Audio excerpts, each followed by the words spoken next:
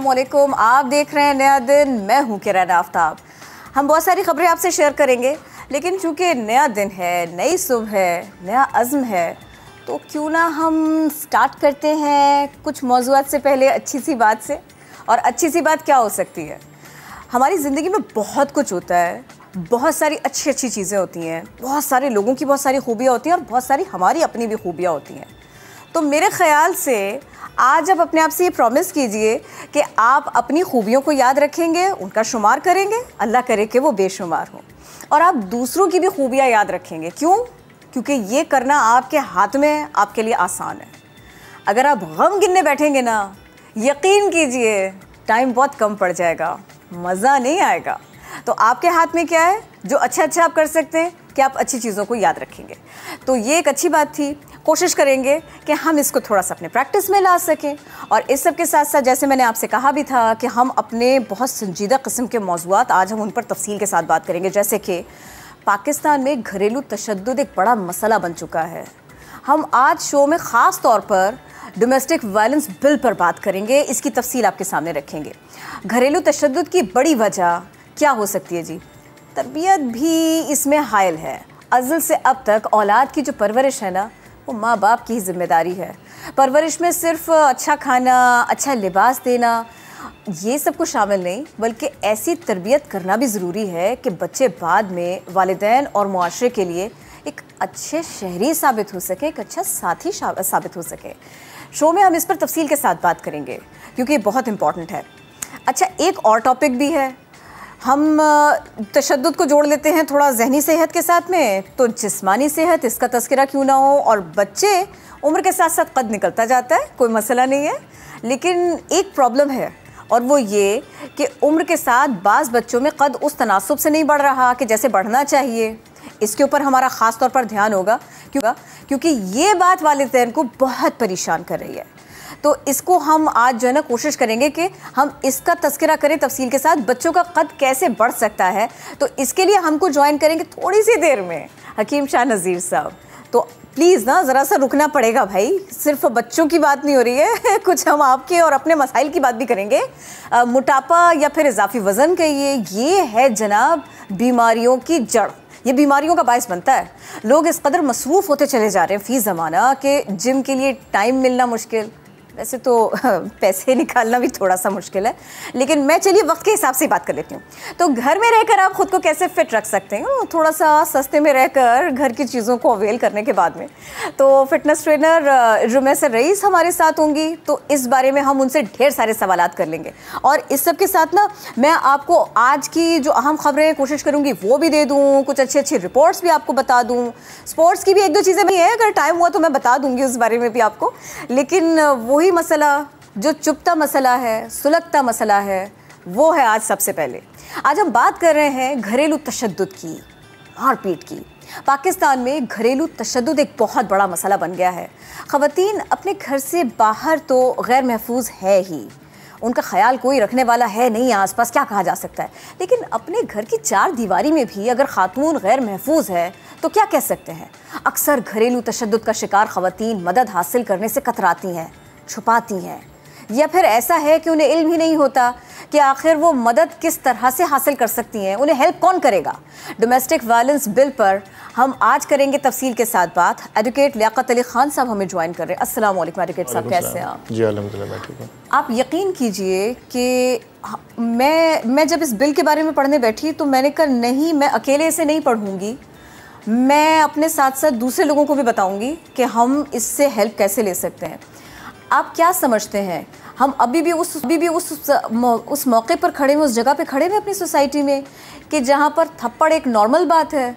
और आप क्या समझते हैं, क्या हम अभी भी ज़हनी तौर पर इतने शऊर तक पहुँच पाए हैं कि हम इसे रिपोर्ट कर सकें और सही जगह कर सकें, चाहे वो हमारा घर हो या फिर वो लीगल हेल्प हो? बिस्मिल्लाहिर्रहमानिर्रहीम। सबसे पहले तो आपका शुक्रिया, बिल्कुल आपने एक बड़ा अहम मसले के ऊपर निशानदेही की। यकीनन घरेलू तशद्दुद जो है एक जिस तरीके से हमारे माशरे के अंदर पाया जाता है, उसकी रोकथाम के लिए हुकूमत पाकिस्तान ने चारों सूबों के अंदर जो है ये बिल पास किए और जिसके ऊपर बाकायदा फैमिली कोर्ट्स बनाई गई और उसके बाद इसके ऊपर इम्प्लीमेंटेशन होना जो है शुरू हो गई है। अब सिंध गवर्नमेंट ने 2013 के अंदर एक डोमेस्टिक वायलेंस का बिल पास किया सिंध असम्बली के अंदर, जिसमें घरेलू तशद्दुद की रोकथाम के लिए इक़्तिदामात किए गए, जिसके अंदर उसकी सज़ाएँ तजवीज़ की गई, जिसके अंदर जो है अदालतें बनाई गई। क्योंकि आए दिन हम देख रहे थे कि माशरे के अंदर घरेलू तशद्दुद जो है बढ़ता जा रहा था।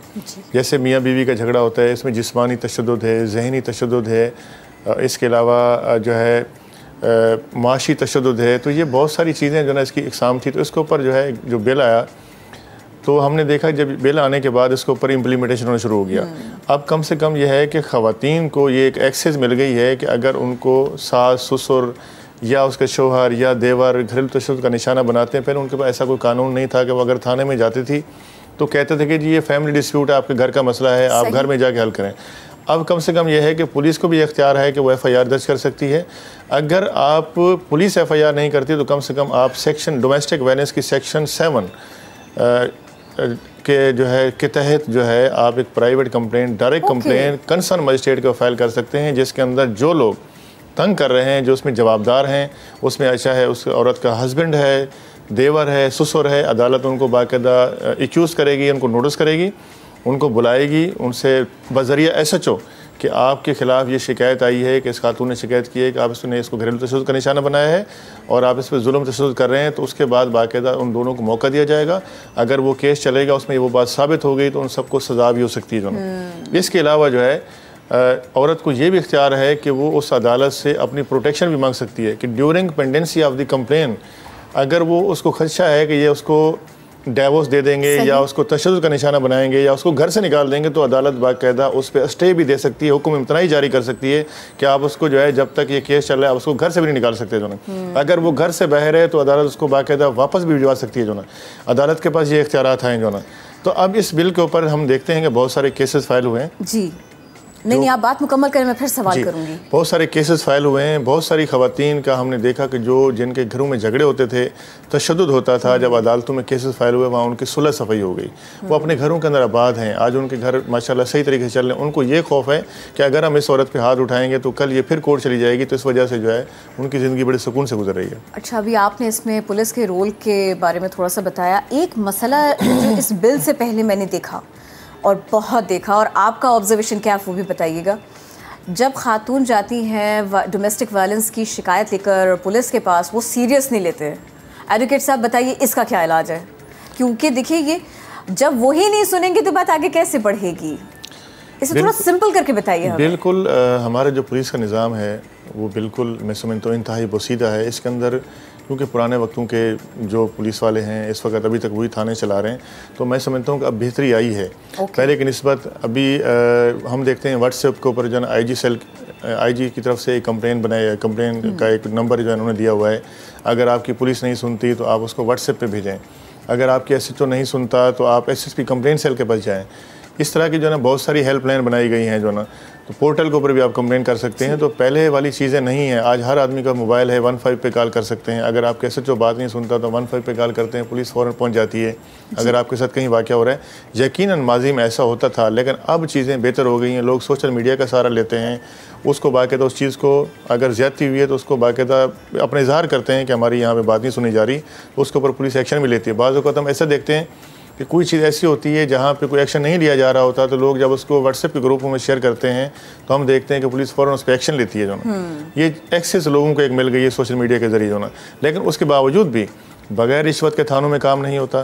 पुलिस वाले जो है ना बगैर रिश्वत काम नहीं करते, बिलावजह तंग करते हैं। SHOs को चाहिए कि वो अपने थानों के अंदर बैठ के कचहरियाँ लगाएं, लोगों के साथ मुलाकातें करें, लेकिन यहाँ पे मुलाकातें नहीं होती जो ना। जब भी जाए थाने के अंदर SHO जो है ना मौजूद नहीं होता जो ना। लेकिन उसके बावजूद भी जो है एक सिलसिला चल रहा है जो ना, तो इसमें मज़ीद बेहतरी की ज़रूरत है। अच्छा एडवोकेट साहब, आप थोड़ा सा अपनी तरफ की बात भी करें ना। केस पहुँच भी गया अदालत तक और फिर उसके बाद में वो लंबा प्रोसेस चलता रहा, खातून को प्रेशराइज़ किया जाता रहा, वो उनके अपने घर में हो कुछ हो। ये तो बहुत, देखिए आपने इतना अच्छा सा करके बता दिया ना, लोग घबराते हैं, फिर अब मैं आइंदा मारूंगा तो ये जो है ना सबको पता चल जाएगा। वो तो ये मुझे बताइए ना, वो जो केस पहुंचते पहुंचते फैसले तक कितना टाइम लग रहा है? देखिए इसका एक टाइम पीरियड है। डोमेस्टिक वायलेंस का जो केस है, जो कंप्लेन है, उसका एक टाइम पीरियड है। जैसे ही कंप्लेंट रजिस्टर होती है, जज उसका स्टेटमेंट रिकॉर्ड करता है विक्टिम का, तो इमीडिएटली थ्रू SHO उन पाबंद किया जाता है जो उसमें जवाबदार होते हैं कि वो नेक्स्ट डेट के ऊपर जो है सारे खड़े होंगे। अगर वो नहीं आएंगे, अदालत उनका वारंट ऑफ अरेस्ट इशू करेगी, उनको गिरफ्तार करके लाया जाएगा जो ना। तो उसका जो फैसला है विदिन 6 मंथ जो है इमीडिएटली, ये स्पेशल कंप्लेन होती है, घरेलू तशद्दुद का केस होता है, तो कोर्ट उसको ज़्यादा कंसिडर करती है। इसके लिए बाकायदा हर ज़िले के अंदर जो कंसर्न मजिस्ट्रेट हैं उनको डायरेक्शन दी गई हैं कि आपने जो है डोमेस्टिक वायलेंस का जो केस है उसको प्रायोरिटी बेस पे सुनना है। और इसके ऊपर भी बता दीजिए, ये जो प्रेशर डालने वाली बात है ना, प्रेशर करना खातून को कि ये मामला आधे में ये तुम छोड़ दो, बस हमने जो है ना वो किसी ना किसी तरह से और फला को बिठा दिया और इसको बिठा दिया और तुम्हारा साझा करा दिया, ये जो घर वाली चीज़ है ये बहुत कॉम्प्लिकेटेड है। आपको पता है हमारे यहाँ पाकिस्तान में हमारे बहुत अच्छा मुआशरा है इस लिहाज से कि हम एक दूसरे की खुशी गम में एक साथ बैठते हैं और उसे रिजॉल्व करने की कोशिश करते हैं। लेकिन कहीं ना कहीं वो जितने सारे लोग खुशी में आए थे वो उतने सारे लोग बैठ कर के कहते हैं कि आप विड्रॉ कर लें। अब बताइए इनके खिलाफ क्या हो सकता है, इनके साथ क्या हो सकता है, थोड़ा हेल्प कीजिए खबर। देखिए बात यह है कि वो कहते हैं ना ताली दोनों हाथ से बजती है। कहीं पे हम देखते हैं कि औरत गलत होती है, कहीं पे मर्द गलत होता है। कहीं पे हम देखते हैं कि औरत के साथ बिल्कुल नाइंसाफ़ी हो रही होती है, वो अपने हक़ के लिए आवाज़ बुलंद करती है। कहीं हम देखते हैं कि वो औरत मर्द के साथ ज़्यादती कर रही होती है, उसके ऊपर नाजायज़ उसके मुतालबात होते हैं, उसके घर में झगड़ा कर रही होती है। तो ये देखें दोनों चीज़ें हैं। कंप्लेंट का मकसद ये है कि जब अदालत बुलाती है दोनों को तो बाकायदा जो मजिस्ट्रेट होता है वो दोनों की रिकन्सिलिएशन सबसे पहले सुनता है, दोनों को सुनता है, उसके बाद उनको समझाने की कोशिश करता है। अगर वो नहीं करते तो उसके बाद उनसे कहता है अपने रिप्लाई सबमिट करें, फिर वो चार्ज फ्रेम करके उसके ऊपर बाकायदा एविडेंस लीड करता है। उसके बाद वो जो कंप्लेनेंट होता है उसको साबित करना होता है जो एलिगेशन उसने लगाए। ऐसा भी होता है कि प्री ट्रायल के अंदर ही मसला हल हो जाता है, वहाँ पे फिर दूसरे ख़ानदान के लोग पड़ जाते हैं, चीज़ बेहतर हो जाती हैं। लेकिन कहीं कहीं हमने ये भी देखा है कि वो बजाय उसका डोमेस्टिक वायलेंस से कि आपने इंतकाम लेने के लिए, हम देखते हैं घर भी टूट जाते हैं और शौहर बीवी को तलाक दे देता है, या औरत जो है ना जाके खुला का केस फाइल कर देती है। तो बहुत सारी चीज़ें, लेकिन उसके अंदर जो नुकसान होता है वो सबसे ज़्यादा बच्चों का होता है, बच्चों का होता है, फैमिली का होता है। उसके अंदर जो है ना वो घर टूटता है, फिर बच्चे जो है ना वो उनकी ना सही तरीके से वेलफेयर हो सकती है, ना जो है वो अपने माँ बाप की शफ़क़त से महरूम हो जाते हैं दोनों। बहुत बड़ा मसला है ये। अच्छा देखिए, हम डोमेस्टिक वायलेंस है और उसमें मैं ये बात आदाद शुमार के हिसाब से भी साबित है कि ख़वातीन इसका शिकार हैं, बहुत ज़्यादा हैं। तो कुछ केसेस ऐसे भी है, देखिए डोमेस्टिक वायलेंस जिसमें मर्द जो है ना वो मुतासिर हुआ है, ऐसे केसेस भी हैं। वेस्ट में इसकी मिसाल मिलती है, जॉनी डेप बहुत बड़ा केस बना और उन्होंने बहुत मुश्किल से लड़ झगड़ के अपने वकीलों के साथ में मिलके तो साबित किया कि ये जो चोटें आई हैं ये खातून खाना ने मुझे हिट किया है, तो इससे आई है। तो हमारे यहाँ इस तरह के केसेस कभी आए हो सामने हैं? आपकी अगर याददाश्त में कुछ है तो बता, नहीं तो मैं दूसरा सवाल कर दूँगी। नहीं बिल्कुल, मेरी याददाश्त के अंदर बहुत सारे केसेस हैं। हम तो देखें प्रैक्टिकली सुबह से लेकर शाम तक यही केसेस चलाते हैं, यही हम अदालतों के अंदर पेश हो रहे होते हैं। हम यहाँ देखते हैं कि जब खातून उसको अगर कोई इंतकाम लेना होता है तो वो झूठे इल्ज़ाम भी लगा देती हैं। उसके पास, औरत के पास तो फिर यही इल्ज़ाम होता है, तशद्दुद करने का इल्ज़ाम होता है, या इसके अलावा और कोई इल्ज़ाम लगा देती हैं। तो ये इल्ज़ामात गलत होते हैं, आगे चल के वो गलत साबित होते हैं। इस तरह के नहीं, देखें साबित करना इतना आसान नहीं है। आप अगर आप किसी की को बदनाम कर दें, किसी पे झूठा इल्ज़ाम लगा दें, देखें वक्ती तौर पे तो उसकी ठीक है, आपने जो है इल्ज़ाम लगा दिया, वो मसाइल के अंदर, लेकिन जब एविडेंस चलती है तो उसके अंदर फिर एविडेंस के अंदर वो आपको साबित करना बहुत ज़रूरी होता है। लेकिन जो इंसान की बदनामी होती है वो एक चीज़ होती है, उसको डिफेम करने के लिए अगर आप इल्ज़ाम लगा रहे हैं किसी के ऊपर, तो फिर कल को उस औरत के खिलाफ भी कार्रवाई हो सकती है। अगर आपने झूठा इल्ज़ाम लगाया, आपने साबित नहीं किया, बहुत सारे लोग तो अपनी जान छुड़ाते हैं, वो कहते हैं ठीक है खातून से मेरी जान छूट गई, जान छूटी लाखों पाए जो है ना। लेकिन बहुत सारे ऐसे भी होते हैं जो बाकायदा उस चीज़ को परसू करते हैं, उससे डैमेजेस क्लेम करते हैं, और ये एक लंबी लिटिगेशन चली जाती है जो ना। जब इसमें तो बाकायदा FIR तक कट जाती हैं जब एक ज़्यादा से ज़्यादा। और ये सिर्फ मैं ख़वातीन नहीं, हज़रात दोनों के लिए कह रही हूँ, जब आप अपने शरीके सफ़र पे झूठा इल्ज़ाम लगाएं और वो साबित भी नहीं हो, फिर सज़ा क्या क्या हो सकती है। यकीनन डैमेज को देखते हुए होती है, लेकिन आप ना थोड़ा सा इसके बारे में भी हमें ब्रीफ करें कि क्या हो सकती है, क्योंकि ये बहुत कॉम्प्लिकेटेड है।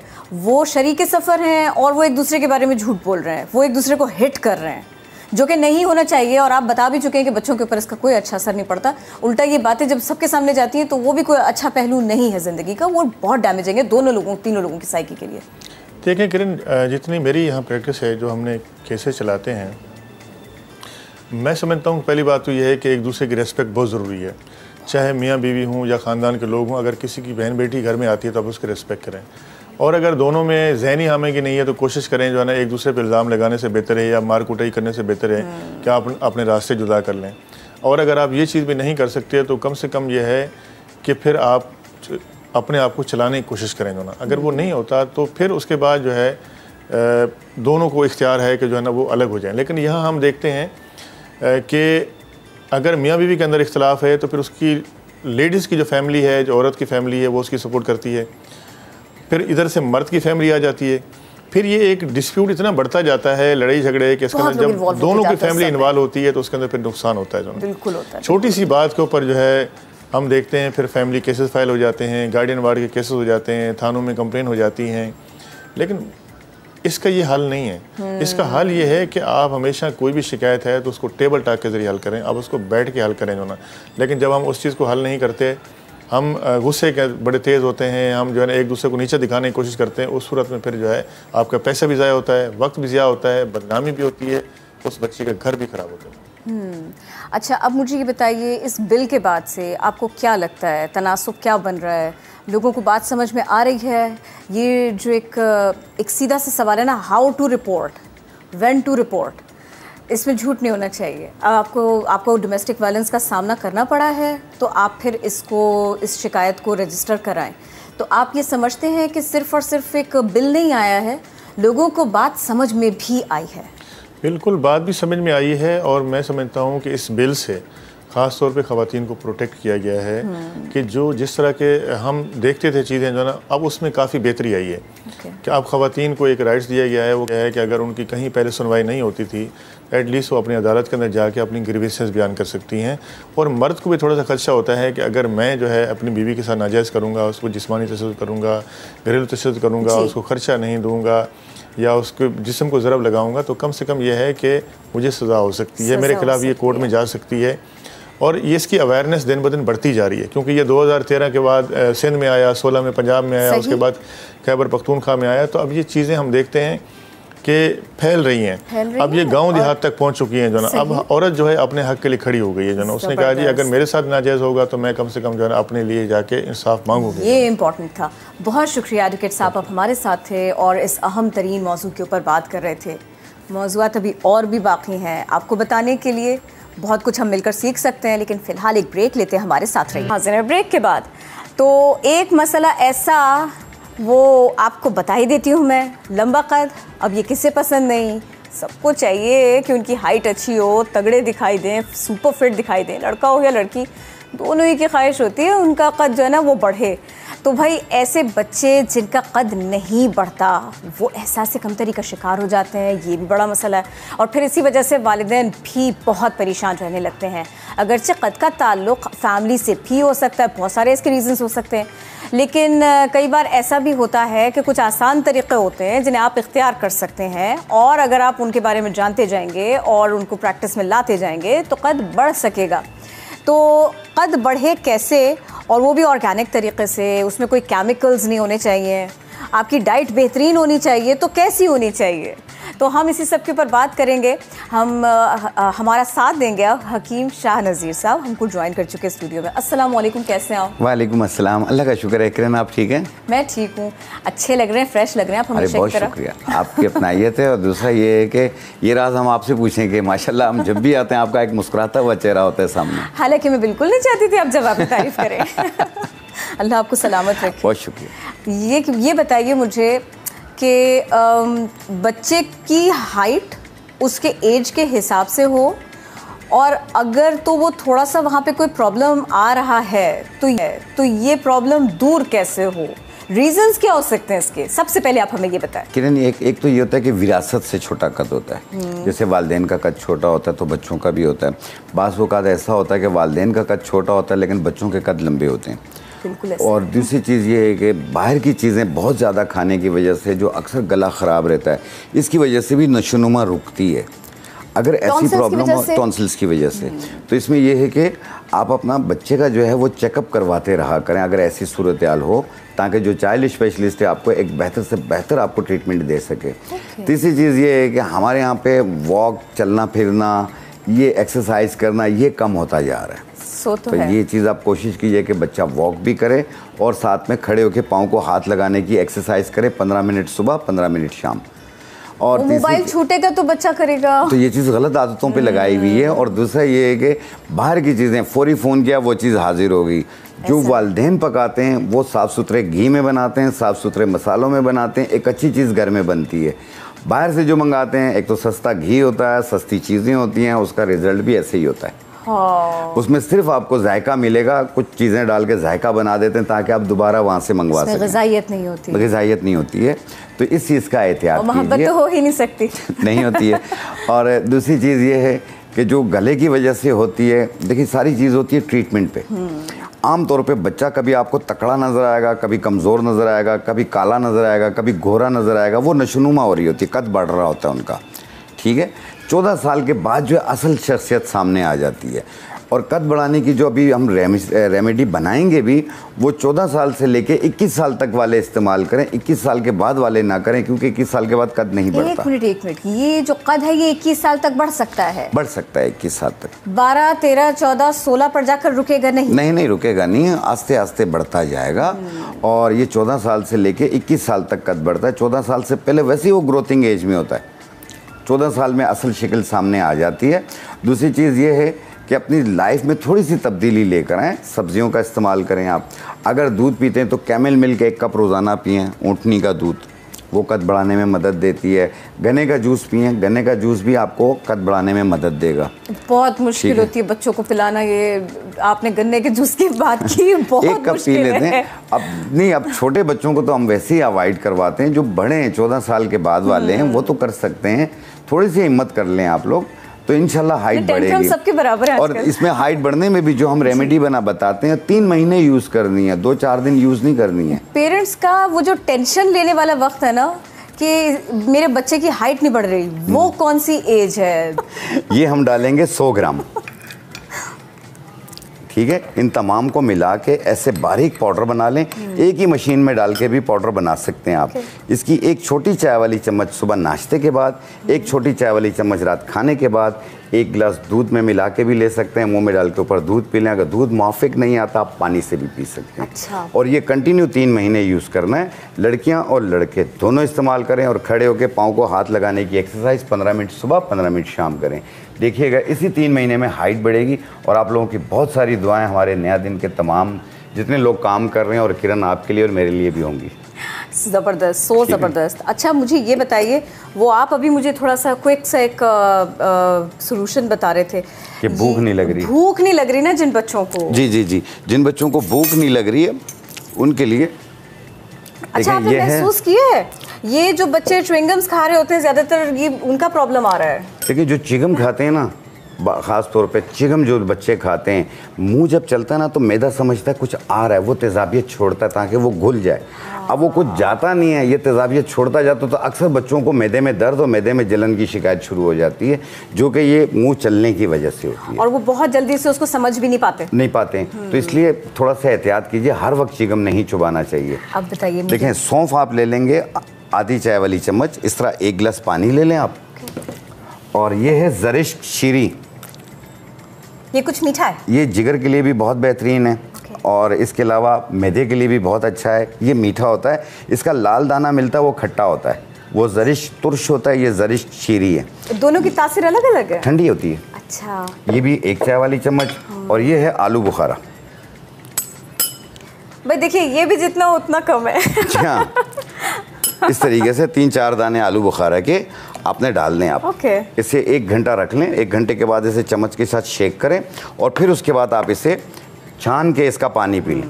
आप देखिएगा टेस्ट भी बहुत अच्छा है। इसका अच्छा है बिल्कुल। और जिन लोगों के डार्क सर्कल्स हो रहे होते हैं ये उनके लिए भी बेहतर है, मैदे के लिए भी बेहतर है, गैसेस के लिए भी बेहतर है। और जिनको भूख नहीं लगती है वो भी इस्तेमाल कर सकते हैं। अगर बड़े इस्तेमाल करना चाहें, जैसे प्रेगनेंसी के दौरान नोज़िया उल्टी फील होती है, बीपी लो महसूस होता है, चक्कर घबराहट बेचैनी रहती है, सुस्ती काहली होती है, वो भी इससे दूर हो जाएगी। Thank you so very much, इतनी आसान और इतनी अच्छी मालूमात आपने हमको दी। बहुत शुक्रिया। आपका बहुत शुक्रिया। तो ये थी बहुत ही हेल्दी, बहुत अच्छी सी टिप्स, तो इनको जहन में रखिएगा और हम आपको करेंगे आपके साथ में और भी बहुत सारी बातें और भी देंगे आपको मालूमात, लेकिन एक ब्रेक के बाद हमारे साथ रहिए। बहुत ज़रूरी बात करने जा रही हूँ मैं, बहुत बड़ा मसला है ये और वाकई है। बाल अच्छे कैसे रहें, बाल अच्छे हों और अच्छे से अच्छे रहें और फिर उसके बाद में मसाइल ना हो, क्योंकि आपको पता है क्या क्या चीज़ें हैं जो हमारे बालों के ऊपर असर डाल सकती हैं, इफ़ेक्ट कर सकती हैं उनको। बीमारी, ग़िज़ाइयत की कमी, ज़हनी दबाव, ये सब कुछ बालों की सेहत पर असरअंदाज होता है, मनफी असरात मुरतब करता है ये। और फिर क्या होता है, बाल हो जाते हैं मुख्तलिफ़ मसाइल के शिकार। और इसके साथ साथ क्या होता है, कोई लोग कहते हैं शायद दिल का मौसम जो है वो बालों से दिखाई दे रहा है, कुछ लोगों को लगता है बाहर का मौसम है जो बालों पे दिखाई दे रहा है। कैसे? मैं खुश्की सिकरी की बात कर रही हूँ। और उसके बाद में एक बहुत बड़ा मसला, और वो क्या है भला?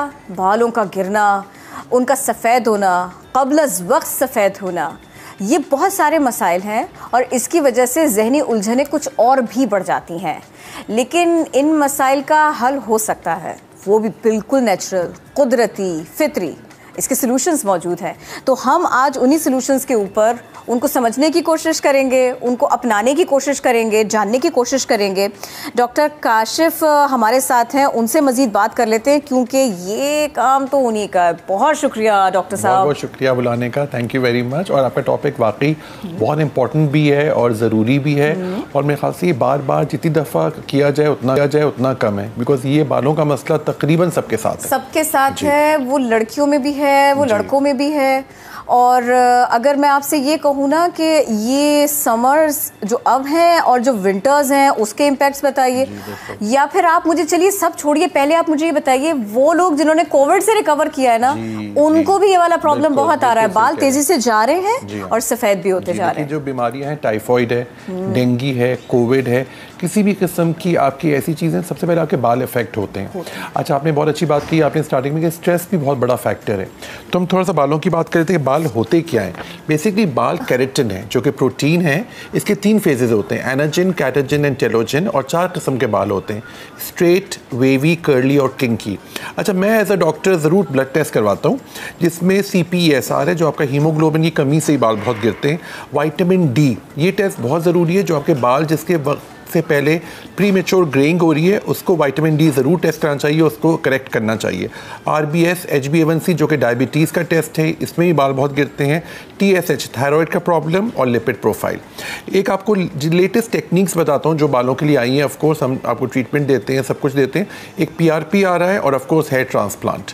तो ये छोटे छोटे पॉइंट्स होते हैं जो आपको आने चाहिए, लेकिन हम पहले बेसिक से स्टार्ट करते हैं।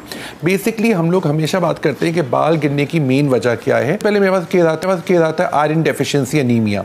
हमारे आपको पता है लोग बीफ मटन नहीं खाते, स्पेशली गर्ल्स को तो बिल्कुल पता नहीं क्या एलर्जी है। तो मैं उनको बताता हूँ कि देखिए ये वाला दांत जो अल्लाह ने दिया है, आपको दिख रहा होगा कैनाइन, ये अल्लाह ताला ने दिया ही है ताकि हम इसको गोश्त खा सकें।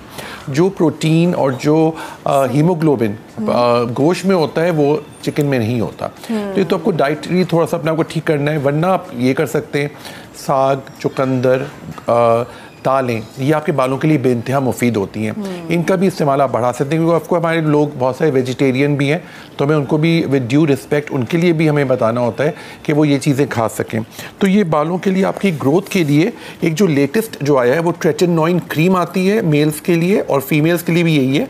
इसको बालों में लगाइए जहाँ पे आपका गंज हो रहा है, और फीमेल्स के लिए मिनॉक्सिडिल 2% है, याद रखिएगा फीमेल्स के लिए 2% ही यूज़ करें।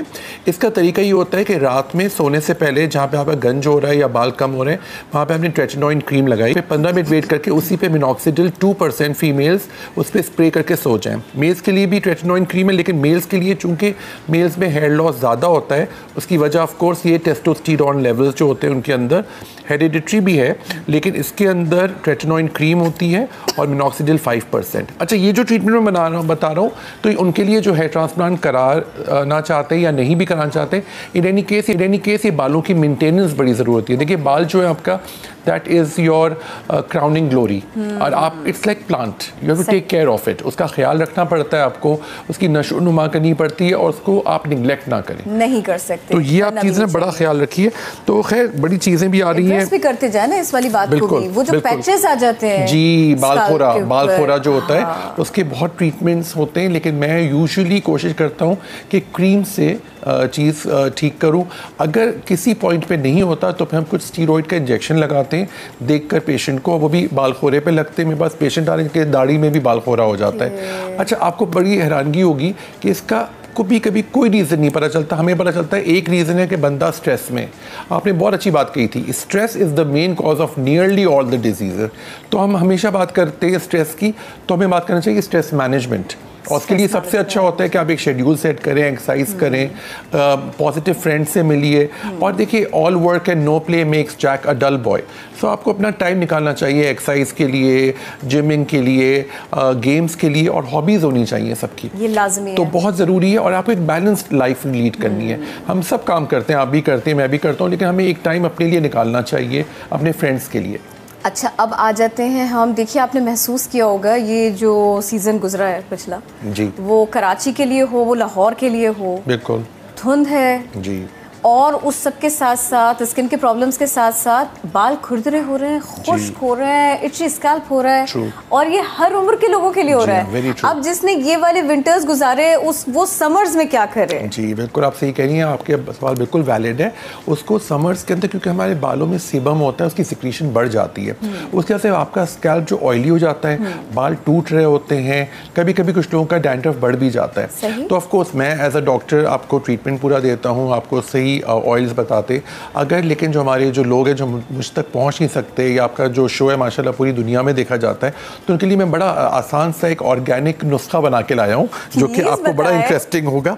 उसके अंदर ये होगा, आपके बाल माशाल्लाह थिक हो जाएंगे, और आपसे भी पूछेगा भी क्या वजह है, तो आप बोलेंगे तो इसका मतलब है जी HM का मतलब ही HMM है। उसके अंदर आप हनी लेंगे 1 चम्मच, M से लेंगे मेयोनीज, और M से लेंगे मस्टर्ड ऑयल। कितना आसान है, तीनों चीज़ें अवेलेबल होती हैं हमारे हर घर में, ये चीज़ें अवेलेबल हैं, और ये आप बालों में लगाइए। हनी से आपके बालों का कलर बहुत प्यारा आएगा, एक शाइन आ जाएगी। मेयोनीज से थिकनेस आएगी, बिकॉज प्रोटीन भरा हुआ होता है। और मस्टर्ड ऑयल तो हम सबको पता है, एक मसला है मस्टर्ड ऑयल की, थोड़ी सी स्मेल आती है, लेकिन you know no gain without pain. तो ये आप करके आसान याद होगा ना आपको, तो ये आप एक अपना हेयर थिकनेस पेस्ट बन जाएगा आपके लिए। इसका तरीका ये होता है कि आप बालों की जड़ों में लगाएं, और लगा के आप इसको कम से कम 2 घंटे के बाद वॉश करें। ये आप किसी भी टाइम पे यूज़ कर सकते हैं, लेकिन इसको लगा के धूप में नहीं निकलना है। ये ख्याल रखिए, जिन लोगों के सर में कोई दाने निकले हों, या एक्जिमा हो, या फंगस हो, तो वो ना यूज़ करें। क्योंकि ये थोड़ा सा रिएक्ट कर सकता है। लेकिन ये बात होती है कि ये बेइंतहा मुफीद है। लेकिन देखिए, मैं आपको बताऊँ, ये सब ट्रीटमेंट्स जो होते हैं कम से कम 1 से 3 महीने तक आप लगातार करेंगे, और फिर कुछ चीज़ें हम आपका लाइफस्टाइल बना देंगे कि आप एक बना दें कि आप सैटरडे नाइट को आप बालों को ऑयल करके सोएं। ठीक है, आप सुबह उठे, हमने खाने में आप प्रोटीन बढ़ाइए। बालों के लिए जितना अच्छा साग होता है, और आपको तो साग अवेलेबल है थ्रू आउट द ईयर तकरीबन, वो आप लीजिए। दालें आपके लिए बहुत अच्छी होती हैं। तो ये ऐसे पॉइंट्स होते हैं जो हमें रियलिस्टिक होकर बताना होता है। हमारे नाइसिन dairy products amazing for hair, they are so good, because दही में, दूध में ये सब बहुत है। लेकिन अब चूंकि आजकल लोग ज़रा डाइट कॉन्शियस हो गए, तो डेयरी प्रोडक्ट्स को ज़रा कम यूज़ करते हैं। तो मैं कहूँगा डेयरी प्रोडक्ट्स को कम यूज़ करें, भलाई के बगैर, लेकिन यूज़ ज़रूर करें। कुछ डाइट्स मैंने देखा है कि उसमें डेयरी प्रोडक्ट है ही नहीं। सो उसके अंदर जो मैंने पेशेंट्स को देखा था कि उनमें एसिडिटी का बड़ा प्रॉब्लम आ रहा था, बिकॉज हमारी बॉडी को काफ़ी हद तक मेंटेन करना पड़ता है। देखिए, हमारे स्टमक में HCl है, हाइड्रोक्लोरिक एसिड। अगर हम उसके अंदर प्रोटीन डालते रहेंगे तो वो और क्या कहते हैं, एसिडिक हो जाएगा। तो दही दूध से काफ़ी तक न्यूट्रलाइज होता है, और बालों के लिए ऑफकोर्स ये बहुत मुफीद है। एक चीज़ का ख्याल रखिए, आपके बालों का जो बहुत इंपॉर्टेंट चीज़ है आपका शेड्यूल। अक्सर मैंने देखा है लोग रात भर जाग रहे हैं, मोबाइल पे लगे हुए हैं, देर में सो रहे हैं और देर में उठ रहे हैं। अच्छा, ये ज़रूर आप इसको एज स्टूडेंट्स, मेरे पास तो बहुत यंग लड़के लड़कियाँ आते हैं बाल गिरने की शिकायत। पहला सवाल होता है, मैं कब तक यूज़ करते हैं मोबाइल? जी 3 बजे तक, 2 बजे तक। मैं पेरेंट्स को कहता हूँ कि आप 10 बजे या 9 बजे बच्चों से कन्फिस्केट कर लें मोबाइल। ठीक है, लेट देम स्लीप, और सुबह उठें, फजर के टाइम तहज्जुद पढ़ें, उस वक्त दिन भर रखें। बिकॉज देखिए, आपको पता है, आप भी माशाल्लाह समझदार हैं, एक शेड्यूल बहुत ज़रूरी है। समझदार हैं, वो लिखेंगे # मम्मी मोबाइल वापस करो। बिल्कुल आप सही कह रहे हैं, लेकिन आपको पता है जो बच्चों ने माँ बाप की बात मान ली या हमारी बात सुन ली, वो 5 साल बाद या 3 साल बाद हमें ही दुआएं देंगे कि देखिए ना, बिकॉज आपका देखिए अल्लाह ताला ने निज़ाम बनाया हुआ है, स्लीप पैटर्न बड़ा ज़रूरी है। आपकी स्लीप पैटर्न सही वक्त पर 6 to 8 आवर्स वो आपके बालों के लिए बेहतर मुफीद होता है। आपके बाल एक्चुअली आपकी ग्रोथ, आपकी हेल्थ बता रहे हैं कि आपको किस किस तरह से आप जल्दी उठेंगे, जल्दी सोएंगे। और ये मैं बता दूं कि आप ये प्लीज़ मैं बहुत पेशेंस दीजिए, हमारे तो ख़ानदान में ही गंजपन है, ख़ानदान में ये 2 मिनट में आ जाता है, मेरी फैमिली में भी है। मैं केयर करता हूँ, मैंने हेयर ट्रांसप्लांट भी कराया हुआ है, मैं इसमें फाइबर्स भी डालता हूँ, मैं PRP भी करवाता हूँ, तो आपको कराते रहना पड़ता है। देखिए you have to take care of it. अगर आपने पहले सोचा भाई मेरी तो गंजपन है, तो आपकी ये ज़रूरी नहीं है कि आपको भी हो, आप उसका शुरू से ट्रीटमेंट करना शुरू कर दीजिए। अच्छा, मुझे एक बात बताएं, मैं ना ये वाले पॉइंट के ऊपर आऊँगी, मुझे जल्दी से ये बता दीजिए। मैं ख़ास तौर पर ना बच्चियों की बात कर रही हूँ, स्टूडेंट्स की बात कर रही हूँ, कॉलेज जा रहे हैं, यूनिवर्सिटी जा रहे हैं, तो होता ये है कि स्कार्फ लेते हैं तो बाल उसमें धूप से बच जाता है, बहुत अच्छी बात है, लेकिन फिर आता है मॉइस्चर। जी बिल्कुल आप सही कह रही हैं। तो नाउ अब हमें थोड़ा सा बताइए how to deal with it. जी देखिए, सबसे इंपॉर्टेंट जो मॉइस्चर जो और आपका आ इसके रहा है, प्रॉब्लम्स क्या-क्या आते हैं? आपके जो मॉइस्चर आ रहा होता है वो आपके बालों में फॉलिकुलाइटिस करेगा, छोटे दाने निकल आते हैं। आपको कोशिश करनी चाहिए वो वाला शैम्पू यूज़ के जो सल्फेट फ्री हो, ठीक है, दैट्स वेरी इंपॉर्टेंट। कोशिश करें तो आप अपना कभी भी आप बाहर निकलें, अपनी टाइमिंग जो आप स्कार्फ पहन रहे हैं बिल्कुल पहनिए, लेकिन बालों को आप इस तरह से बहुत टाइट नहीं बांधें। गर्ल्स को मैं स्पेशली कहता हूँ बाल खोल के सोया करें, गीले बालों में कंघा ना करें। कोशिश ये करें बालों को बहुत ज़्यादा ज़ोर से जो लोग करते हैं ना, मालिश कर करके वो करते हैं, थोड़ा से हल्के कपड़े का इस्तेमाल करें, कॉटन यूज़ करें, क्योंकि देखिए स्पेशली कराची की बात जब मैं करूँगा तो इट्स अ हॉट सिटी, हमारे पास गर्मियाँ हैं 15 नवंबर तक, और आपको कवर भी करना है विच इज़ फाइन, और सनलाइट से बचा रहा है आपको। लेकिन आप बिल्कुल आपने बहुत अच्छी बात की कि कॉटन यूज़ करें और ढीले रखें थोड़े से बालों को, तो ये चीज़ आपको बड़ी हेल्प करेगी। अब डॉक्टर साहब एक बात बताइए, कुछ लोग तो मैंने ऐसे देखे हैं बड़े वो इंजेक्शन से भागते हैं ऐसे लोग हैं। दूसरा आपने अभी कहा कि एक PRP इज अ सॉल्यूशन, लेकिन फिर आपको करवाते भी रहना पड़ता है। ये बात तो बिल्कुल आप सही कह रही हैं। तो अब मुझे ये बताइए इसके बारे में थोड़ा सा कि ये आपने एक ट्रीटमेंट ले लिया, आप दूसरे सेशन पे चले गए PRP के, फिर आप तीसरे सेशन पे चले गए PRP के, उसके रिजल्ट्स का वेट करें और फिर उसके रिजल्ट्स को कैरी करें। बिल्कुल आप सही कह रही हैं। एक पॉइंट आता है PRP में आपके बालों का टेक्सचर बेहतर होता है, आपके बालों की ग्रोथ बेहतर होती है, और ये हम हेयर ट्रांसप्लांट के साथ हम लोग करते भी हैं। तो साथ साथ PRP भी करते हैं। PRP like an adjuvant therapy, females करा रहे हैं, मेल्स करा रहे हैं, फीमेल्स ज़्यादा कराती हैं क्योंकि फीमेल्स का अक्सर मसला होता है गंजपन तो इतना नहीं होता, उनका होता है बालों का टेक्सचर ख़राब हो गया है, बिकॉज प्रॉब्लम उन्होंने रीबॉन्डिंग कराई हुई होती है, वेला स्ट्रेट कराया हुआ होता है, उसकी वजह से वो केमिकल्स आपको सूट नहीं करते। तो कोशिश ये करें कि वो चीज़ें यूज़ करें जो ऑर्गेनिक हो, ताकि आपके बालों को प्रॉब्लम ना हो। डैंड्रफ का बड़ा मसला है, डैंड्रफ को हम सब चाहते हैं बाय कर दें डैंड्रफ को, तो चलिए आपको बाय का ही एक डैंड्रफ आपका मैंने बना दिया आपके लिए। बाय बॉल्डनेस रिड्यूस्ड होगी, बाय से डैंड्रफ कंट्रोल भी होगा, और हेयर मास्क आपका बनेगा बाय से। बी से बेसन या ब्राउन शुगर 1 चम्मच ले लीजिए, आसान है। वाई से योग दही 1 चम्मच। अच्छा, ई से ये ईकॉस इवनिंग प्रिमरोज के नाम से डिफरेंट कैप्सूल्स आती हैं, इनकी 2 कैप्सूल्स आप ऐड करके एक पेस्ट बना लीजिए, ठीक है। नहाने से 1 घंटा पहले आपने बालों को ऊपर लगा लिया और जड़ों से लगाया, और जिनके लंबे बाल हैं एंड तक लगाया, और 2 घंटे तक छोड़ दिया, और फिर प्लेन वाटर से और माइल्ड से शैम्पू से वॉश कर लिया। तो आपके बालों में जो डैंड्रफ का इशू है वो ज़रूर ठीक हो जाएगा। क्योंकि आपको पता है, आपने बात बिल्कुल अच्छी कही थी कि डैंड्रफ हमारा गर्मियों में भी हो सकता है, क्योंकि अच्छा डैंड्रफ के लिए मैं वही ब्लड टेस्ट की बात करूंगा कि आपको ब्लड टेस्ट कराने हैं और आपको ये करना है ताकि हमें पता चल जाए एज अ डॉक्टर कि इंटरनल प्रॉब्लम क्या है। IgE ब्लड टेस्ट है, मैं ज़रूर करवाता हूँ, वो सेंसिटिविटी बताता है। आपके ब्लड में सेंसिटिविटी हो तो जिनको ये है तो वो अवॉइड करें जो प्रेजर्वेटिव्स हैं, जैम बता देता हूँ आपका, ये दिलकश है, बहुत दिलकश है, आपके बालों को दिलकश बनाएगा। दाल से जो कि 1 चम्मच है, लाम से नींबू का रस ये आधा चम्मच है। अच्छा, मैं जितनी क्वांटिटी बता रहा हूँ उतनी क्वांटिटी लीजिएगा, क्योंकि ट्राइड एंड टेस्टेड है और ये आपको इंशाल्लाह फ़ायदा करेगा, ठीक है। काफ से है खीरे का पेस्ट है, और शीर से है शहद जो कि आधा चम्मच है। याद रखिएगा, मैंने इसमें नींबू का रस और शहद आधा चम्मच लिया है, दही और खीरे का पेस्ट जो है मैंने 1 चम्मच लिया है, ठीक है। और साथ साथ ये टैबलेट फॉलिक एसिड है, जो कि तकरीबन हम सबको खाना चाहिए, बिकॉज बेसिकली हम सब फॉलिक एसिड के बने में। ये आपके बालों को तरोताज़गी देता है।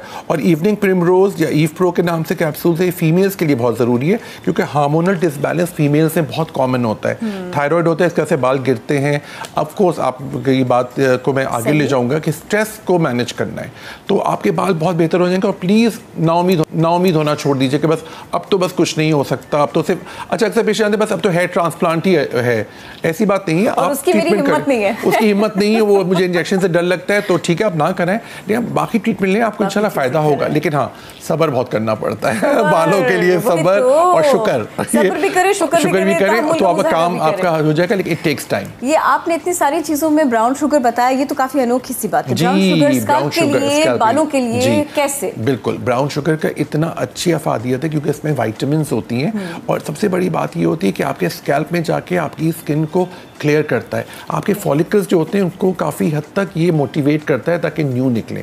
लेकिन ये मैंने बताया था, जो मास्क आपको मैंने बताया है ये आप सिर्फ 2 घंटे तक लगाएंगे और फिर वॉश कर देंगे।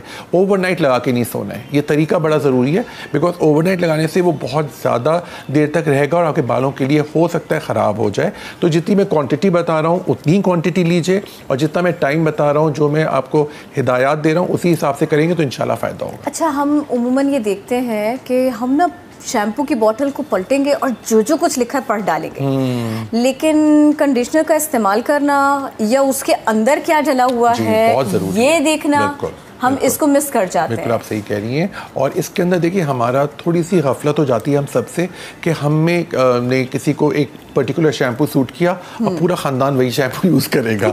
देखिए आपके बाल फर्क हैं, मेरे बाल फर्क हैं। बारे में तो बात नहीं आपके बारे में नहीं कर रहा बिल्कुल, लेकिन मैं कह रहा हूँ एक ट्रेंड बन गया है ना कि किसी को तो, और आप अपने बारे में भी तो नहीं बता रहे थे। अपने बारे में बता रहा, मैंने कभी गलती नहीं की है क्योंकि देखिए हम सबके बाल अलग अलग हैं, हम सबका लाइफस्टाइल अलग है, हम सबके हार्मोन्स अलग हैं और हम सबकी ज़िंदगी के जो हेरिडिटरी है, जेनेटिक्स है वो अलग है। अच्छा आपको बड़ी हैरानगी होगी सुनकर कि बाल जो होते हैं मामुओं पे जाते हैं और खालाओं पे, मदर्स की तरफ से आता है ये।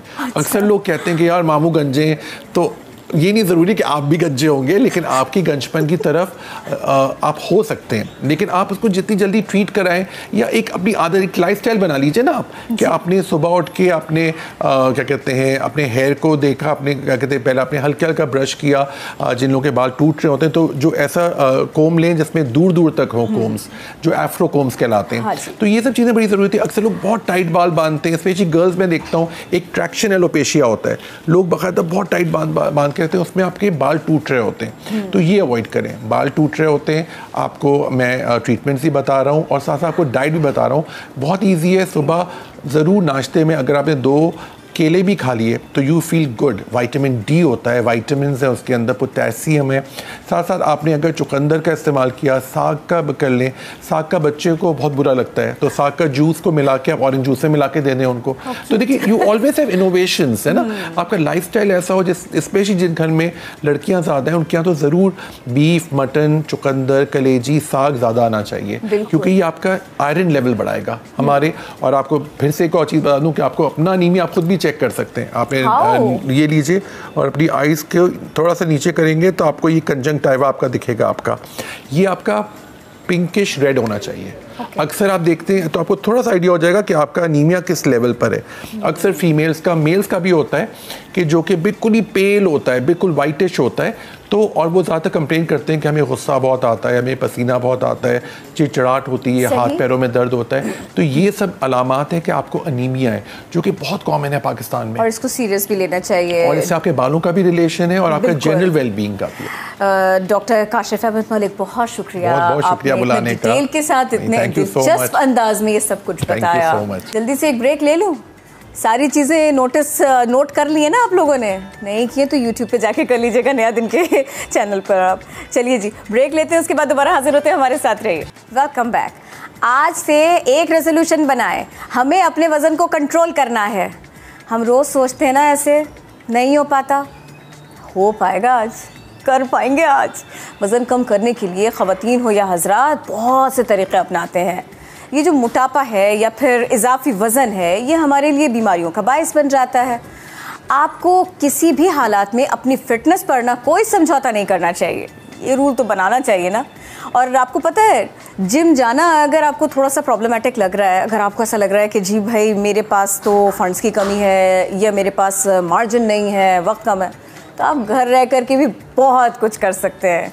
आपका फर्नीचर आपका साथ दे सकता है, आपकी भारी भरकम कुतुब आपका साथ दे सकती हैं, बुक्स ना आप डंबल के तौर पे यूज़ कर सकते हैं। लेकिन ये सब कुछ मैं क्यों बता रही हूँ? फिटनेस को कायम रखने के लिए कौन हमारी मदद करते हैं? ट्रेनर्स। तो फिटनेस ट्रेनर रुमैसा रईस हमारे साथ हैं। अस्सलाम वालेकुम, कैसी हैं आप? वालेकुम अस्सलाम, मैं ठीक, आप सुनाएं कैसी हैं? एक तो मुझे पूरा ये आपका जो अंदाज है ये ज़बरदस्त लगा है। Thank you so much. और ये जो आपने बाल बनाए हैं मुझे ये भी बहुत पसंद आ रहे हैं। ये आपके मेकअप आर्टिस्ट बहुत रिफ्रेशिंग है। चलिए मैं उन्हें शाबाश कर दूंगी, कह दूंगी। अच्छा देखिए, ये बहुत बड़ा मसला है जो मैंने आपके सामने रख दिया है अभी, ठीक है?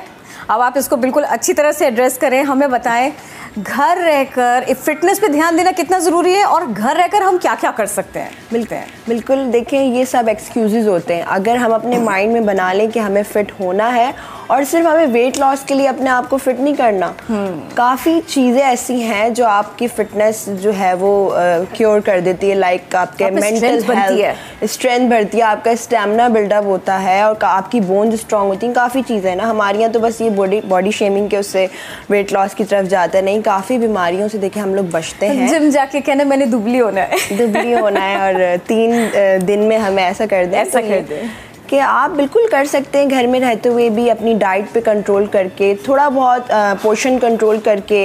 और आपके पास अगर जिम जाने का टाइम नहीं है तो आप घर में भी कर सकते हैं। एटलीस्ट आप हाफ आवर अपने आप को दे सकते हैं। जो हाउस वाइफ हैं, स्टार्टिंग में आप देखें हाफ आवर से स्टार्ट करें, देन आप 45 मिनट्स हैं, देन आप 1 आवर। एकदम मैं कह दूँगी ना कि 1 घंटा तो वो बहुत ज़्यादा लगेगा सबको, तो बिल्कुल आप कर सकते हैं। रोज़ाना इतना अपने अंदर इतनी स्ट्रेंथ डेवलप करनी चाहिए, इतना टाइम निकालना चाहिए कि आप रोज़ाना 1 घंटा वर्कआउट करें। बिल्कुल, 1 घंटा कुछ भी नहीं होता। जब हम मूवीज़ देख लेते हैं नेटफ्लिक्स पे, 3 आवर्स हम अपना वेस्ट कर देंगे, सो व्हाई नॉट अपनी फिटनेस के लिए क्यों नहीं? तो ये तो बहुत ज़रूरी है, मदर्स के लिए, सबके लिए आजकल ज़रूरी है, क्योंकि हमारी जो लेडीज़ हैं उनमें हार्मोनल इम्बैलेंसेस भी बहुत हैं, लाइक PCOS, PCOD, थायराइड्स। तो यू नो फिटनेस जो है ना वो आपकी मेडिसिन है, हर चीज़ को लेके चल रही है, क्योर कर रही है। तो घर में रहते हुए आप काफ़ी वर्कआउट्स ऐसे हैं जो कर सकते हैं। बिल्कुल। अच्छा देखिए, इससे पहले कि ना मैं कुछ आपसे इस बारे में टिप्स लूँ, आप मुझे ये बताइए कि ज़्यादातर किस तरह के प्रॉब्लम्स आपके पास में आ रहे हैं? किस तरह के प्रॉब्लम से मेरी क्या मुराद है? मैं एक्सप्लेन करती हूँ, अपने सवाल को एक्सप्लेन करती हूँ मैं कि देखिए पेयर शेप्ड हो रहे हैं। बिल्कुल। स्टूडेंट्स किस तरह के प्रॉब्लम्स लेकर आते हैं कि भाई मुझे ये फिटनेस गोल अचीव करना है, तो उनको प्रॉब्लम ज़्यादा कहाँ आया होता है? उन्होंने ज़्यादा पढ़ा होता है बैठ करके और वर्कआउट कम किया होता है। बिल्कुल। चलिए फिर ये कम होते हैं। बिल्कुल। सबसे ज़्यादा ये भी एक आता है कि पोस्चर ख़राब हो जाते हैं लोग बैक फैट की वजह से। जो स्टूडेंट्स होती हैं यूनिवर्सिटी गोइंग, कॉलेज गोइंग, तो उनको हम लोग ये कि हम उनके पोस्चर पे भी काफ़ी ध्यान देते हैं कि उनका पोस्चर ठीक हो। तो बस बैठे बैठे यू नो स्नैकिंग चल रही है। देखिए डाइट का सबसे ज़्यादा मेन रोल होता है। अगर मैं आपको सिर्फ कहूँ कि आप एक्सरसाइज करें तो नहीं, 70% आपकी डाइट है तो 30% जो है वो एक्सरसाइज है। सिर्फ आपको एक्सरसाइज से नहीं, आपको अंदाज़ा नहीं आपने कितने लोगों को कितनी मुश्किल बात बता दी है। बिल्कुल, ये तो मैं कहूँगी ये तो करना पड़ेगा, क्योंकि डाइट के बगैर जो है वो आपका फिटनेस गोल अचीव नहीं हो सकता। हाँ, आपका स्टेमिना बिल्ड हो सकता है, लेकिन अपने लाइफस्टाइल को ठीक करें, अपना स्लीप पैटर्न, काफ़ी चीज़ें हैं। स्लीप पैटर्न सबसे पहले हो गया। हाँ, वाटर इनटेक करना है आपको। दूसरा वाटर इनटेक हो गया। हाँ, और डाइट जो है वो अच्छी प्रॉपर लेनी है। डाइट से क्या मुराद है? मतलब मेरा नाश्ता होना चाहिए है और इस सब के साथ साथ नाश्ता आपका देखिए हेल्दी होना चाहिए। उसमें आपका प्रोटीन भी आ गया, एग्स आ गए, आपका कॉम्प्लेक्स कार्ब्स आ गया। कॉम्प्लेक्स कार्ब जो है वो एक अच्छा कार्ब में आता है। सिंपल कार्ब जो होते हैं वो लाइक हमारा रोटी चावल है, और कॉम्प्लेक्स कार्ब वो ऐसा है जिससे हमारा जो है वो मील डाइजेस्ट देर में होता है, हम फुल भी रहते हैं। जैसे होल व्हीट पास्ता है, होल व्हीट वाली चीज़ें आ गई, ब्रान इस तरह की चीज़ें, ब्रान आटे की रोटी हो गई। तो सफ़ेद आटा और सफ़ेद चावल, पराठा भी चल सकता है ब्राउन ब्रेड का। अब आप सॉरी ब्राउन आटे का। देखिए मैं वो ट्रेनर, मैं पहुंच चुकी हूँ वहाँ तक, ठीक है। बिल्कुल। अच्छा, कुछ ट्रेनर्स ऐसे होते हैं या कुछ तो वो बिल्कुल ही फाके करवाते हैं कि आप बिल्कुल सब बंद कर दें, फिर बाद में देखिए उनको इंजरीज होती हैं, उनका क्या कहते हैं वीकनेस हो जाती है बॉडी में। देखिए अच्छी आप डाइट लेके भी अपने आप को फिट कर सकते हैं। तो कैलोरी काउंटेड डाइट लें, कैलोरी डेफिशिएंट। कैलोरी डेफिशिएंट जो होता है ना वो की है आपका वेट रिड्यूस करने में। जैसे आपकी बॉडी से जो मेंटेनेंस कैलोरी उससे आप थोड़ा कम लें, तो उससे ये कि कैलोरी डेफिशिएंट होगा आपकी बॉडी में, तो उससे आपका वेट रिड्यूस होगा। और घर की जहाँ तक बात है, यहाँ सोफ़ा भी है और काफ़ी घर में रह के भी हम कर सकते हैं, लेकिन आपको पोस्चर बिल्कुल ठीक करना है उसमें भी। घर में रह के आप ऑनलाइन ट्रेनिंग्स भी ले सकते हैं, ये भी बहुत अच्छा है, क्योंकि एक ट्रेनर होता है ना, जब तक आपको मोटिवेट करता है तो जब भी आपसे एक प्रॉपर वर्कआउट होता है। ये एक्सपीरियंस आपका भी होगा। तो मैं आपको बताती हूँ, मैं तो बचपन से ही ऐसा महसूस करती हूँ। अकेले नहीं हो पाता, ये है कोई पुश करने वाला। मुझसे अकेले कोई भी काम नहीं हो पाता। तो आपने तो बड़ा कोई टफ कुछ टास्क बताया है।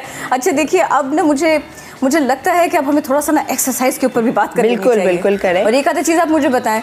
अब बताएं मुझे सी एक्सरसाइज जो हम घर में कर सकते हैं अपने घर की कोई ना कोई चीज़ पकड़ के। तो ठीक है। अच्छा, ये है सोफ़ा। सबसे पहले तो हम जब वर्कआउट करते हैं तो हमें वार्म अप करना होता है अपनी बॉडी को, जो है वो विदाउट वार्म अप हम वर्कआउट स्टार्ट करते हैं तो उससे हमें इंजरीज भी हो सकती हैं। तो पहले आपको फुल अपनी बॉडी को वार्म अप करना है। वार्म अप में आप थोड़ा बहुत इस तरह लाइट करके इस तरह स्टेप काउंट करेंगी, 1 2 3 4 6 7 8 9। तो इस तरह है। स्टार्टिंग में आपको थोड़ा स्लो करना है, लेकिन अगर इसको आगे जाके आप काउंटिंग भी बढ़ाए और आप बिल्कुल बाद में ग्रेजुअली आपकी इंटेंसिटी बढ़ेगी, आपके रैप्स बढ़ेंगे। थोड़ा फास्ट पे मैं जाऊंगी तो ये फास्ट ऐसे हो जाएगा, ठीक है।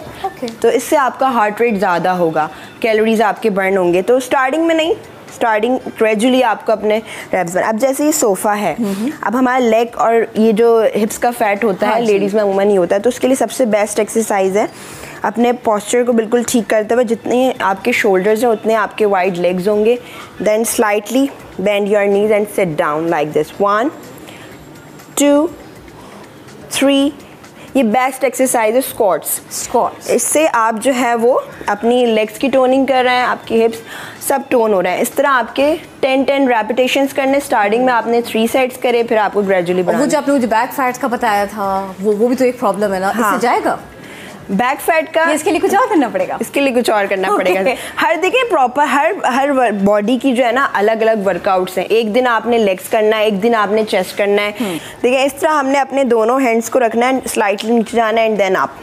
1 2 3 4 5। इस तरह देखिए आप ये भी रेपिटेशंस 10 रैप्स करने। ये आपके आर्म्स फैट के लिए है, आर्म्स की टोनिंग के लिए। और हैंड्स की देखिए और भी एक्सरसाइज है। आपने कोई बॉटल ले ली या आपके घर डंबल्स हैं तो वो लेके इस तरह ईच साइड करना है। ये भी बुक्स भी चल सकती हैं। बुक्स भी चल सकती हैं। कोई भी चीज़, बॉडी को नहीं पता कि हमारे हाथ में डंबल है, ठीक है, तो कोई डंबल है, केटल है, प्लेट क्या है। एग्जैक्टली, बिल्कुल आप इस तरह कर सकते हैं। ये दोनों साइड से आपको करने हैं 15 रेपिटेशंस, 3 सेट्स, और ग्रेजुअली अपने रैप्स बढ़ाने। और सोफे पे रहते हुए हम देखें इस तरह ऐसे भी कर सकते हैं, 1 2 3 4। ये एब्स के लिए है।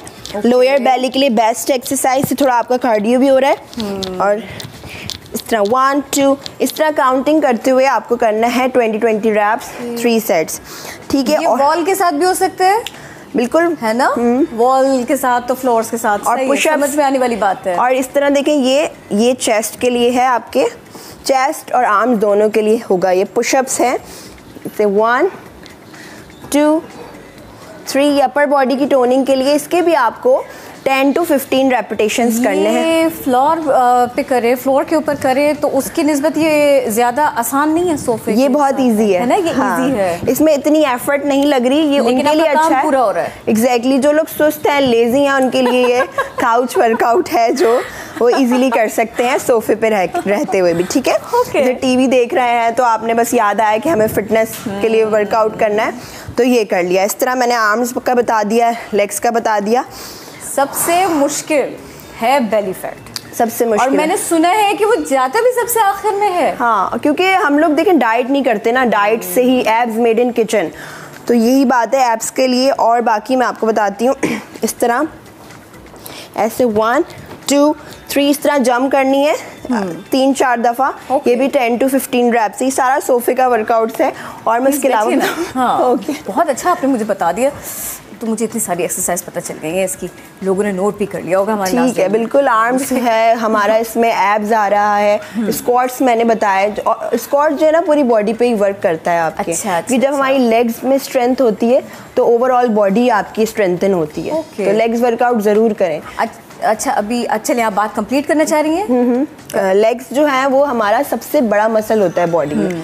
तो लोग क्या कहते हैं कि जिम में मोस्टली लोग आते हैं कि हमें बेली फैट कम करना है, तो मैं कहती हूँ कभी भी देखें, हम direct spot reduction is not possible. एक जगह से फैट नहीं जा सकता, बॉडी में जो है वो परसेंटेज के थ्रू आपकी बॉडी से फैट जाता है। तो आपको हर मसल लेके चलना है और ये कि थोड़ा बेली पे ज़्यादा वर्क करना है। तो इस तरह नहीं है कि हमें जस्ट बेली फैट कम करना है तो हम पेट की ही एक्सरसाइज करेंगे। तो बिल्डिंग जो होती है वो पूरी बनती है, तो पूरी फाउंडेशन खड़ी होती है तब जाके होता है ना। तो इसी तरह बेली फैट का भी है। अच्छा, मुझे अब आप ये बताइए, ये आजकल ना बड़ा मसला है एक डबल चिन, बिल्कुल है ना, तो कुछ आप हमें उसके बारे में भी बताएं। डबल चिन हो गई, ये जॉ लाइन हो गई, इनके बारे में भी थोड़ा सा बताएं ना आप हमें। इनके बारे में भी बताऊंगी और इसके पीछे जो साइंस है वो भी बताऊंगी। देखिए यही मैंने बात कही कि spot reduction is not possible. कोई भी चीज़ होती है वो एकदम कहीं से नहीं, स्पॉट रिडक्शन नहीं होता। अब जैसे हम डाइट करेंगे और वर्कआउट करेंगे, दोनों चीज़ें हम करेंगे, उसके साथ और भी लाइफस्टाइल सेट करेंगे, रात को जल्दी सोना, तो बॉडी से फैट हमारा रिड्यूस होगा। अब जैसे मैं आपको बताऊं कि ऐसी फेस की एक्सरसाइजेस कर दें वो तो ठीक है, लेकिन उसके पीछे आपको एक्सरसाइज भी करनी है होल बॉडी की एंड डाइट भी, फिर ही जाके ये पॉसिबल है। जस्ट आप डेली जॉ लाइन की वर्कआउट कर रहे हैं या सॉरी क्या था डबल चिन, तो फिर इस तरह नहीं होगा। ठीक है, वैसे मैं आपको बता देती हूँ। यहाँ आपको हैंड्स रखना है, ये जो हमारा प्रेशर पॉइंट होता है यहाँ का, इसको प्रेस करते हुए आपने इस तरह लेके जाना है, इसको स्ट्रेच करना है, यहाँ के मसल जो है ना वो स्ट्रेच होंगे। तो ये है फेस की एक्सरसाइज से आपका फेस टोन भी होगा। और इसके अलावा और भी हैं, आपको पाउट वाला फेस बनाना है और होल्ड रखना है थोड़ी देर, फिश बन जाओ लाइक दिस, इस तरह। तो ये हैं 2-3 एक्सरसाइज और हैं।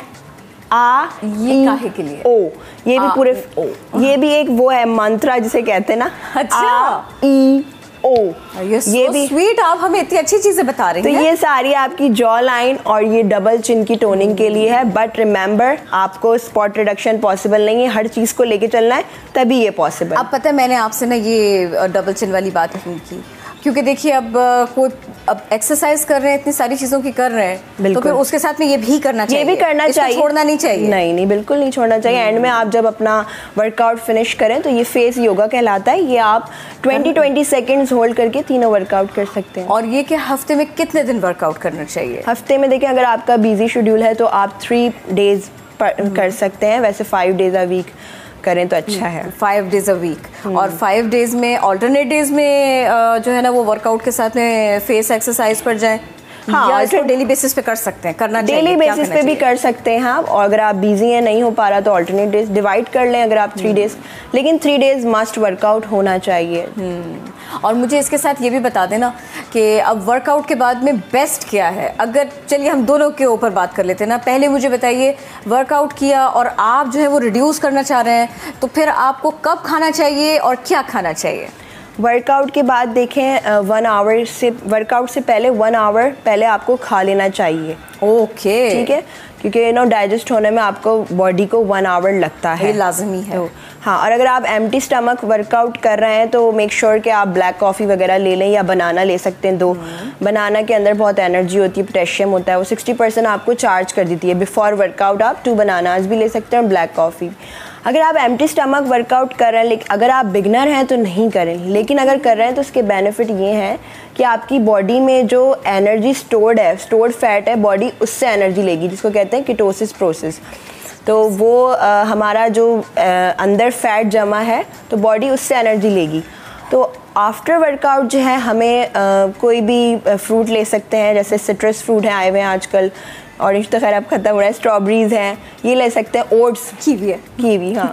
तो आपने फ्रूट बोल ले लिया, आपने योगर्ट खा सकते हैं, योगर्ट बिल्कुल, ग्रीक योगर्ट उनके लिए भी अच्छा है जो रिड्यूस करना चाह रहे हैं, और उनके लिए भी अच्छा है जो पुट ऑन करना चाहते हैं। उनके लिए फिर ये है कि वो प्रोटीन शेक्स वगैरह लें, बनाना, पीनट बटर हो गया, उसके शेक्स बना लें, डेट्स का शेक हो गया जो गेन करना चाहते जाते हैं। अभी भी मैं आपको बता दूं, लोगों को लगता है कि ये जो ब्लेंड्स हैं, ये जो प्रोटीन शेक्स हैं, ये इस तरह के जो ड्रिंक्स हैं या इस तरह के जो फार्मूलाज हैं वो बहुत ख़तरनाक है। ऐसा नहीं, है? नहीं, ऐसा नहीं है। देखिए वो कंपनीज जो अलग अलग डिफरेंट है, आप अच्छी वाली कंपनी लें, ऐसा नहीं है कि वो बेहतर चीज़ें ऑप्ट करें। बिल्कुल ले सकते हैं, वो जस्ट आपकी प्रोटीन की रिक्वायरमेंट पूरी करता है। लेकिन अगर आप अपनी डाइट से ही अपनी प्रोटीन की रिक्वायरमेंट पूरी करें तो आप नहीं लें।